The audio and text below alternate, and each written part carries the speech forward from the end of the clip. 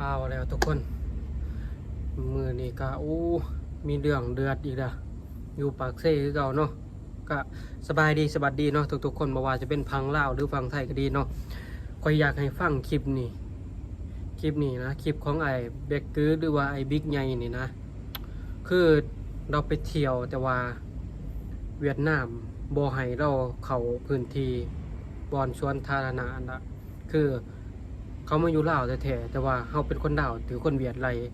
ทุกคนคิดเห็นแนวไรก็ลองไปเบิ่งคลิปก่อนนี่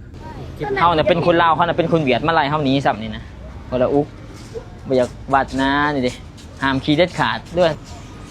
สบายดีพี่น้องทุกคนที่อยู่ปากเซเนาะอันนี้ก็อยากถามผู้ฮู้คือแต่ละมื้อยามแรงๆมาวันเสาร์วันอาทิตย์หรือว่าวันหยังก็ตามเนาะเขามักพาลูกเขามาขี่รถนี่เนาะรถบรรดาก็มักมาขี่รถ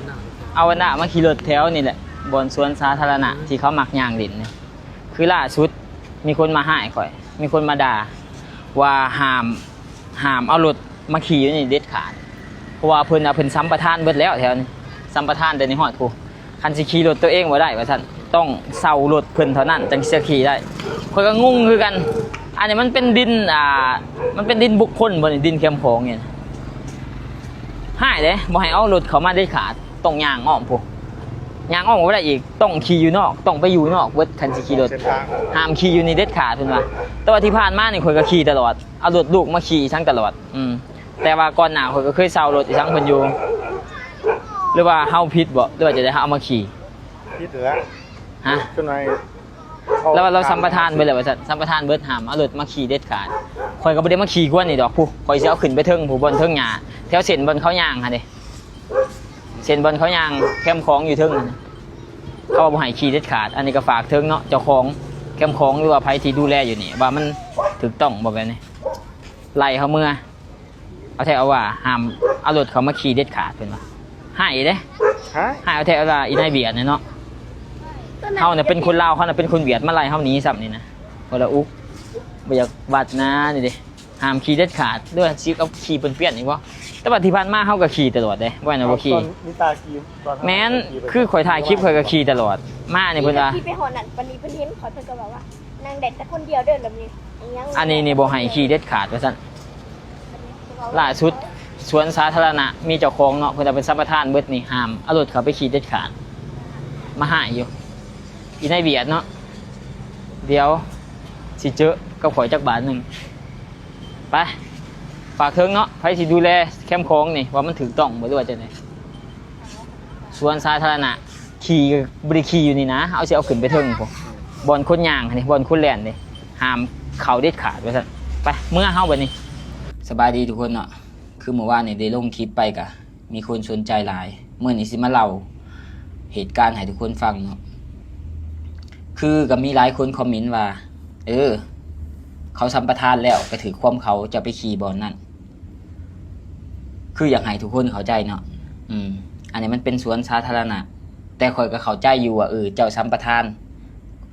อันนี้นี่ข่อยก็บ่ได้ไปขี่บอลเขาสัมปทานเข้าใจบ่ทุกคนข่อยเพียงแต่สิไปขี่อีกบอลหนึ่งอีกคือข่อยได้ลงคลิปนะเห็นบ่คลิปนี่นะข่อยก็ไปขี่อยู่เทิงตามปกติขี่อยู่เทิงเพียงแต่ข่อยสิผ่านทางบอลเวียดนามนะเซาสัมปทานไปขี่อีกบอลหนึ่งแต่ปัญหาก็คือเวียดนามมันบ่ให้ผ่านมันบ่ให้ไปมันบ่ให้เข้าไปในแคมป์ของเด็ดขาดคันมีรถนะอันนี้ข่อยก็งงเนาะเพราะว่าข่อยพาลูกข่อยไปขี่รถตลอดคือสัมปทานมันก็สัมปทานแต่บอลนี่ข่อยเพียงแต่สิไปขี่อีกบอลหนึ่งคือแคมป์ของเนี่ยมันกว้างทุกคน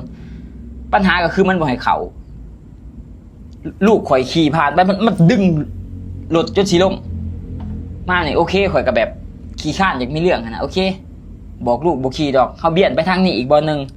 แล่นมาลัดรถดึง4หน้ามึงบ่เข้าใจบ่ว่าบ่ให้เข้าว่าซั่นเว้าแบบไล่เฮานี่นะทั้งที่เฮาเป็นคนลาวมันเป็นคนเวียดข่อยก็ยืนเถียงกับมันโดนเติบเพียงแต่บ่ได้ถ่ายคลิปมานี่ข่อยก็อยากหายแฮงอดบ่ไหวก็เลยมาถ่ายคลิป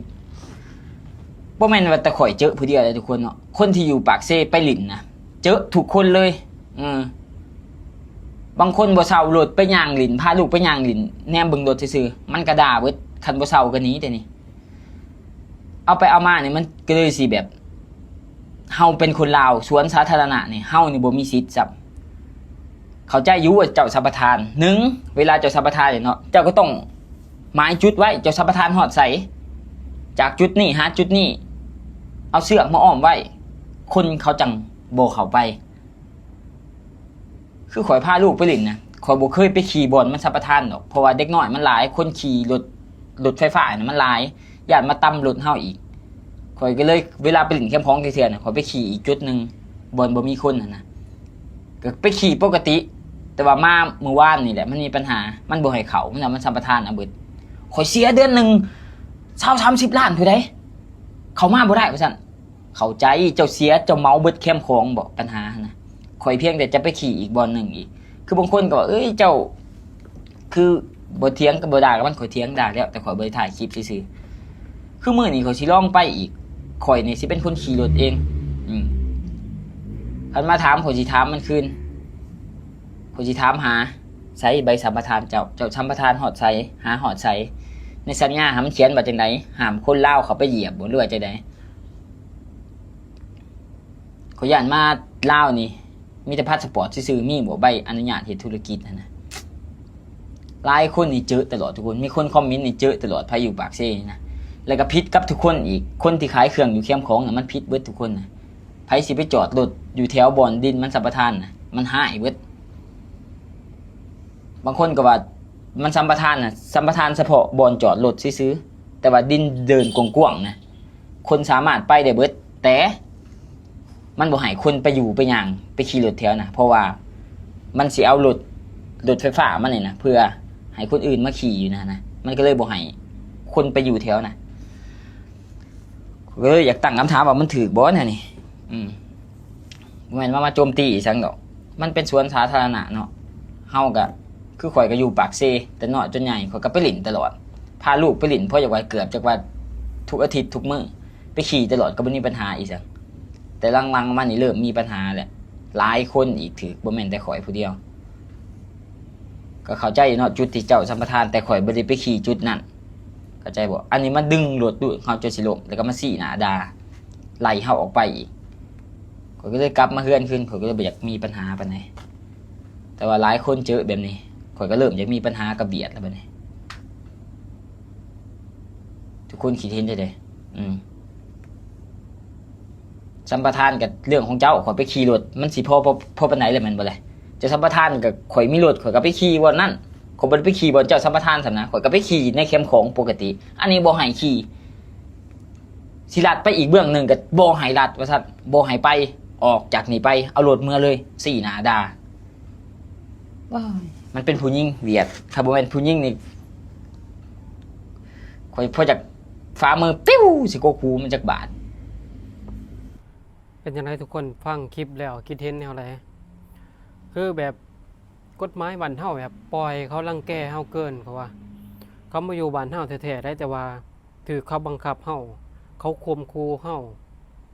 คือแบบบ่ยุติธรรมเลยแบบนี้กับคนบ้านตัวเองแต่ว่าปล่อยเขาเฮ็ดคนบ้านอื่นมาจีนเวียดนี่มันอยู่บ้านเฮานี่โอ้ยข่มเหงเฮาเอาปืนไอ้หยังมาขู่เฮาคือไอ้บิ๊กนี่คือกันเราไปเที่ยวไปนี่ชื่อพาลูกเราไปทั้งที่เป็นสวนสาธารณะอยู่นะแต่ว่าบ่อยากให้เขาบ่อยากให้เอารถเขาไปกับเขาใจว่าเขาอยากปล่อยรถเขาอยากให้เฮาไปเซารถเขานะคือแบบเฮ็ดแบบบ่ถูกต้องเพราะว่า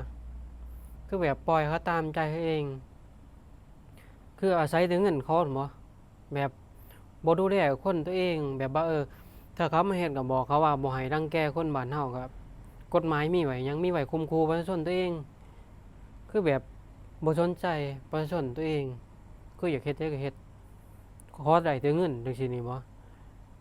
ข่อยเอาแต่เงินคือจดสัญญากันว่าเจ้าเป็นสัมปทานอยู่นี่นะว่าปล่อยเขาเฮ็ด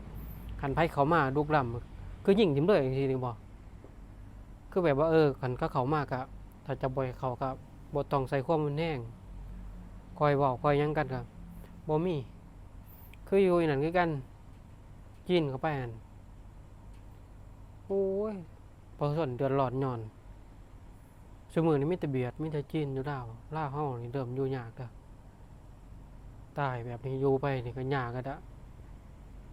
ขนาดสวนสาธารณะยังปล่อยเป็นสัมปทานสัมปทานต่อไปนี่เอิ้นว่าขายกินเลยสบายเลยบางคนก็มึงอย่าสะเบ้านะมันเป็นเรื่องของมึงเขาเจ้าน่ะพิษจะไปขี่บอลเขาสัมปทานสัมปทานมันก็บอกกันได้ดีก็ได้กันว่าความจริงอันนี้ไปดึงเอารถดูเขาไปกระสากเอาว่าเทื่อดูเขาเจ็บมันนี่เขาบ่ยอมในแท้ๆได้บางคนก็หักดูเขาอย่างนี้ได้บ่เทื่อล้มมาดูเขาบาดดูเขาหยังกันนี่บ่ได้นะเจ้ามีแต่เข้าข้างเขาเป็นจังได๋ก็คอมเมนต์มาแหน่ทุกคนคอมเมนต์นะว่ามันถูกบ่เฮ็ดแบบนี้หรือว่าบ่ถูกจังได๋ก็ฝากคอมเมนต์กันเด้อทุกคนเด้อ